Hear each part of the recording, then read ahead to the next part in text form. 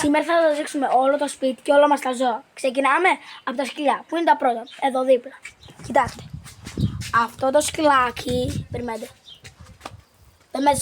Το λένε Λούς, είναι πολύ καλό. Γεννάει όλη τη μέρα, σχεδόν. Τον λένε Μίκη, άρχοντας, πραγματικός. Καλό σκύλι. Τώρα παιδιά πάμε στα γατάκια μας, στα μικρούλια. Αν έχουν βγει από εκεί μέσα. Που είναι. Συγγνώμη, έχει λίγο ήλιο εδώ πέρα. Περιμένετε, φτάνουμε. Και λοιπόν, ανοίγουμε πόρτα. Και εδώ μέσα είναι τα γατάκια. Παιδιά, δεν είναι. Κρίμα, σας παρακαλώ, δεν πειράζει. Θα το δούμε άλλη μέρα. Τώρα πάμε να δούμε το σπίτι. Όλοι.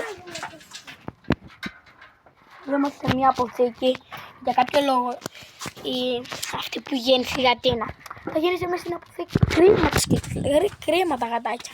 Καλά δεν λέω, Γιώργη? Ναι, πολύ κρίμα. Κρίμα τα γατάκια. Ναι. Βασιλική, καλά δεν λέω, κρίμα τα γατάκια. Ναι.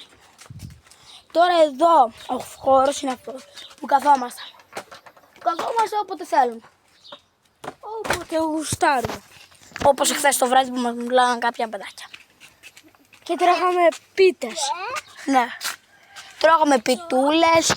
Μετά κοιμήθηκα εγώ με τον Γιώργη, αγκαλίτσα. Και το Γιάννη που είναι όλοι είμαστε αδελφιά.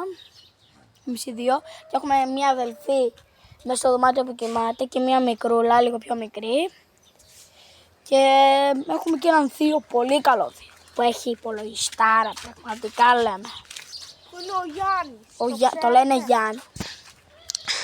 Τι άλλο θέλετε να κάνουμε τώρα? Παιδιά, εσείς τι θέλετε άλλο? Κοίτα ο Γιώργος τι κάνει, κοιτάξτε. Κόβω τα λουλούδια. Ρε, 2 λεπτά μας πήρε αυτό το βίντεο.